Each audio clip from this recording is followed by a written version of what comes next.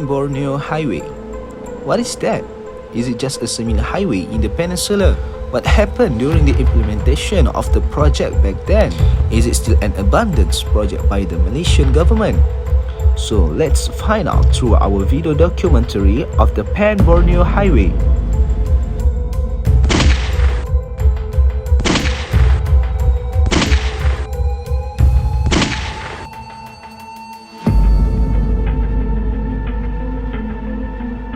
Borneo Highway is an issue that is not really aware by the Malaysians.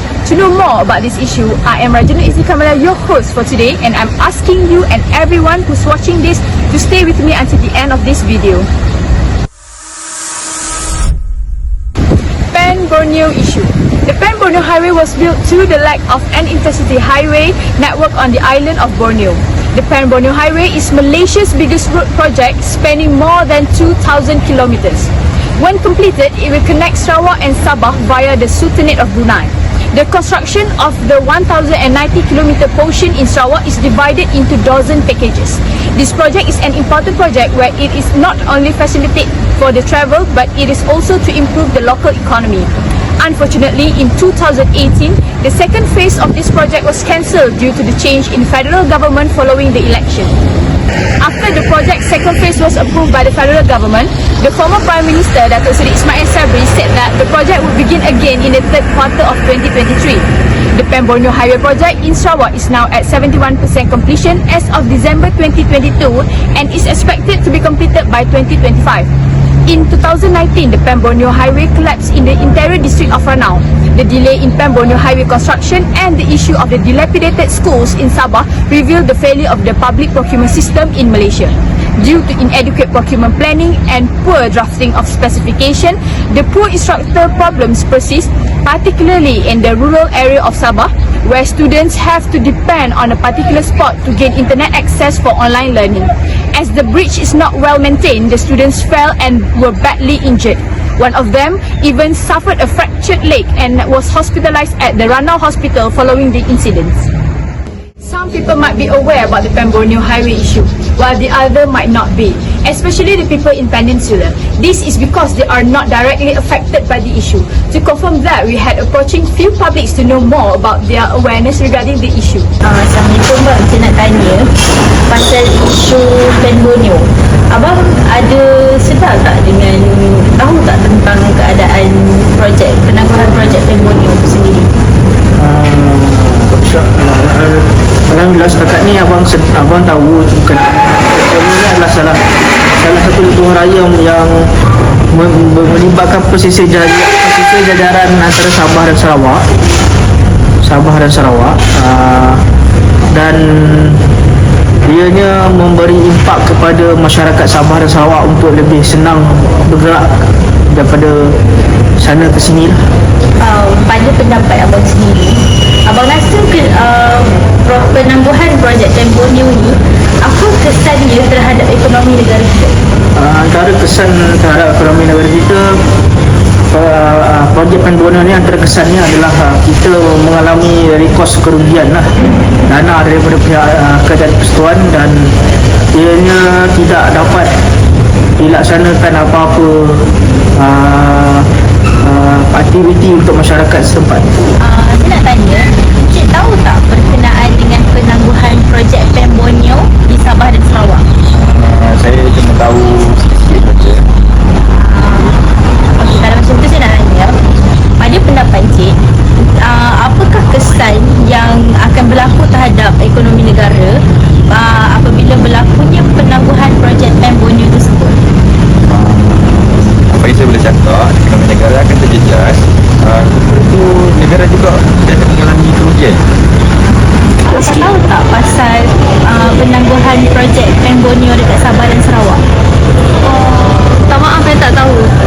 Saya nak tanya berkenaan dengan penangguhan projek Pan-Borneo di Sabah dan Sarawak. Cik ada sedar tak tentang isu tersebut? Sorry lah, saya tak tahu lah. We can see how little exposure the public has to the issue, and that was the case in Peninsula. We also interviewed the student representative of the University of Technology Sarawak, Miss Ain Hana binti Ahmad Hazmullah. Let's hear her opinion regarding the issue. As a citizen of Sarawak, Are you aware of the Pen Borneo issue? I could say yes, but not that deep because I know that issue from time to time. And the second question is, what do you know about the current situation in Pen Borneo? As in Sarawak, the project now is almost 80% complete according to Minister of Fadila. And the phase 2 project is already had been approved by the federal government and the construction would start this year, which is 2023. Okay, the last question is, what do you think the impact of this disruption in Pen Borneo on the public? So we know this Pen Borneo issue is not only included in Sarawak but also in Sabah. So as far as I know, like the extended works has caused a daily disruption and very inconvenience to residents because it prevent the local to do the economy activity, and as a result there are so many business have closed and there is an unemployment, a rising crime rate, and also an accident happened. And talking about accident, and one of the reason is because at night there is no lighting at all in a certain area, and this thing actually has been caused accidents issue lah. And I think that's all for me. Thank you. Okay, thank you. Adakah anda sedar tentang isu Pen Borneo dan bagaimanakah keadaan Pen Borneo sekarang? Kalau isu Pen Borneo yang di sini kita pun macam tahulah itu isu sekarang tergendala lah kan. Macam itu projek semua tidak berjalan dan itu disebab faktor-faktor lain. Tapi kalau macam kita cakap macam kalau itu keadaan dia sekarang, mungkin itu projek dia tergendala mungkin sebab kita tahu itu pertukaran kerajaan sama itu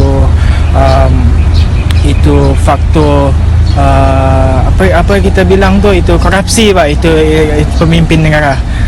Jadi macam bila ada faktor-faktor semua tu mungkin itu dah menyebabkan itu projek Pen Borneo tidak berjalan sudah sampai ini hari. Pada pendapat anda, apakah impak atau kesan Pen Borneo yang tergendala kepada orang awam? Okay. Kalau impak kepada penduduk sini di Sabah, kita boleh lihat mungkin daripada segi impaknya pada penduduk lah. Macam kalau itu perjalanan projek tu dia melibatkan yang kita tahu pengambilan tanah penduduk rakyat di Sabah.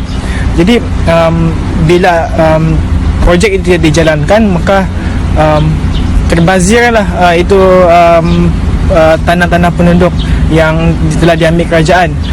Mungkin juga tiada bayaran yang diganti rugi kepada rakyat Sabah di sini juga.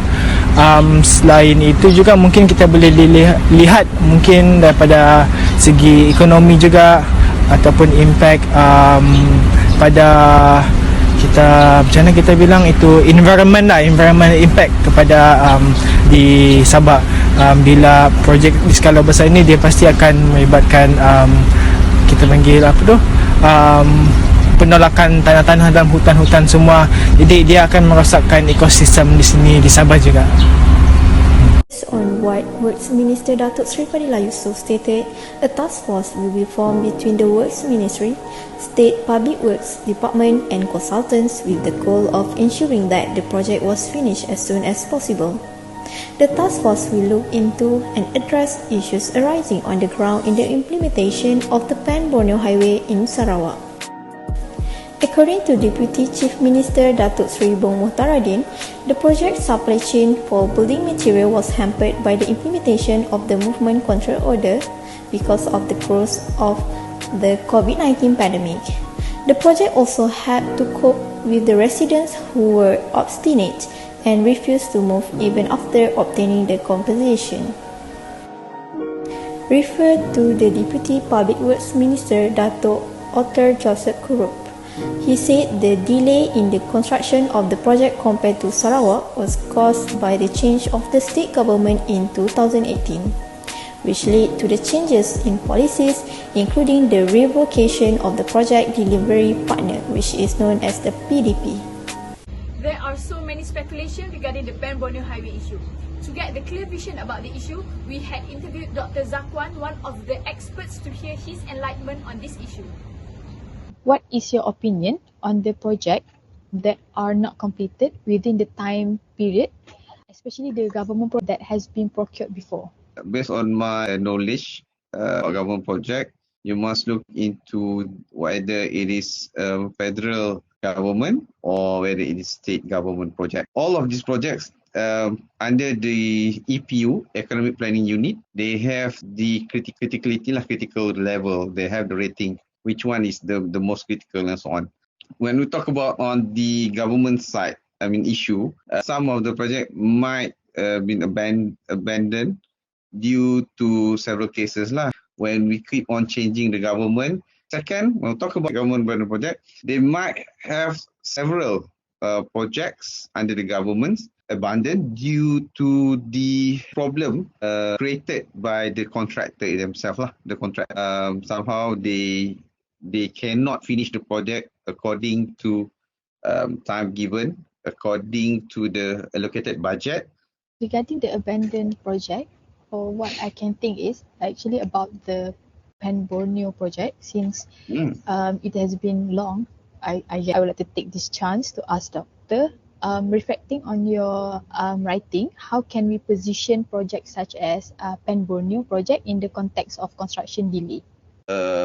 It's not easy to get people to work with us in rural or remote area. Not only we are talking about general workers, but also up to the engineers, up to the manager level. Second, construction delay in rural areas.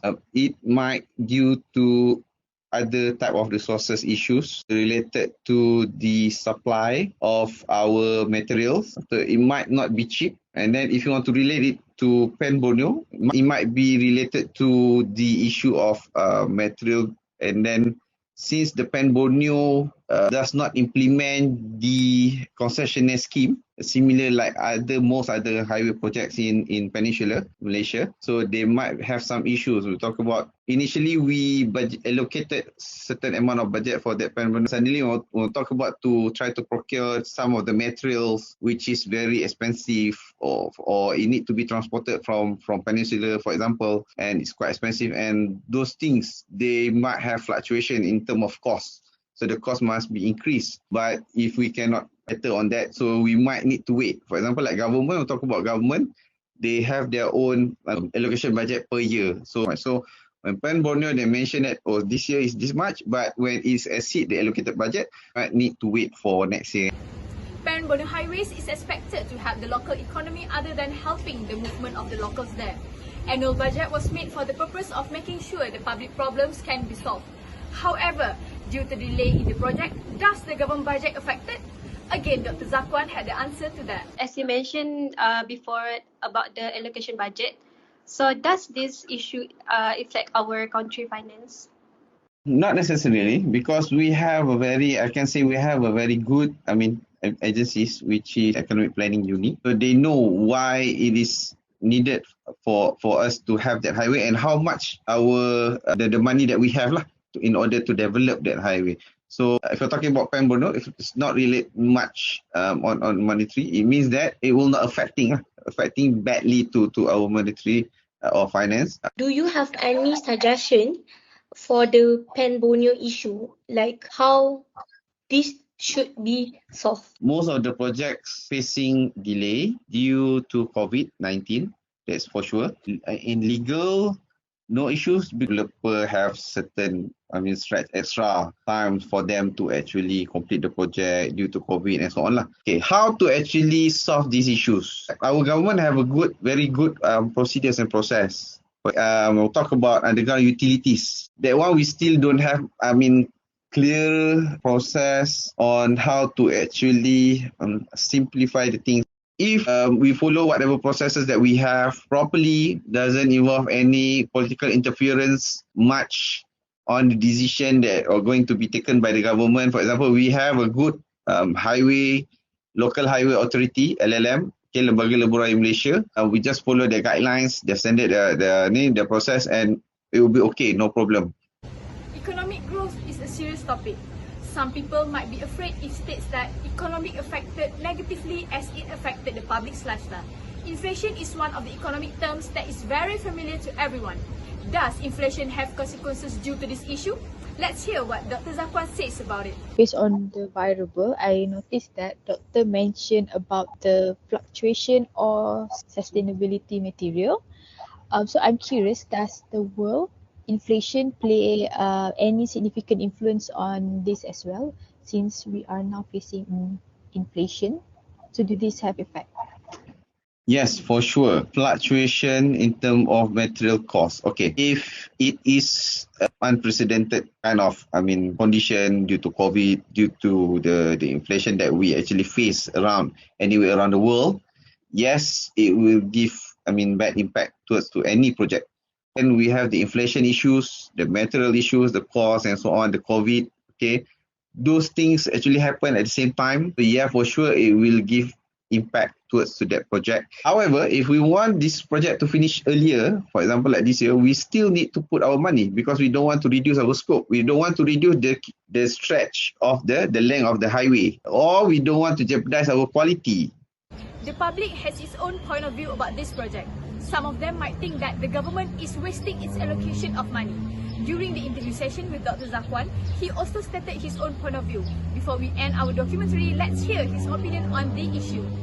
About Borneo, talking about Borneo is related to highway projects. Highway projects, other than rural delays, if we're talking about rural delays, other than that, when we talk about highway project itself, mostly is related to land acquisition. Second, because it's a long stretch.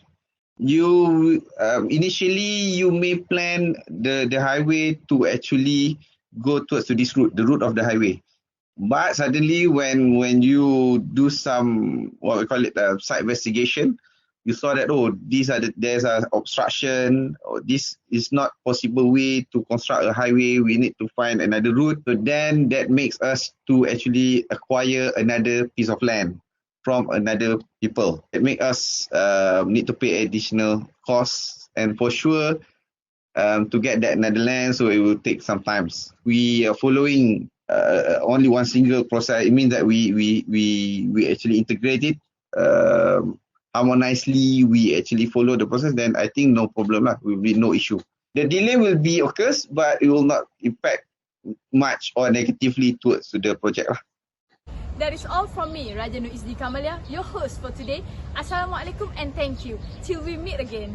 A conclusion. This research is about the analysis of the realization of Pan-Borneo Highway towards generating and strengthening socio-economic development and enhancing the security of Sarawak. However, there are several security and development concerns after the Pan-Borneo Highway is established, as it will open doors to various streets of non-traditional streets, which provide spaces within Sarawak and Sabah, include Brunei and Indonesia.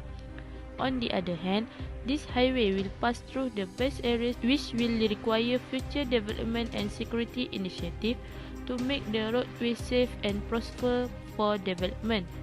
Therefore, this documentary will focus on the study of the prospect growth in a plan and how it will open the avenue for increasing security challenges.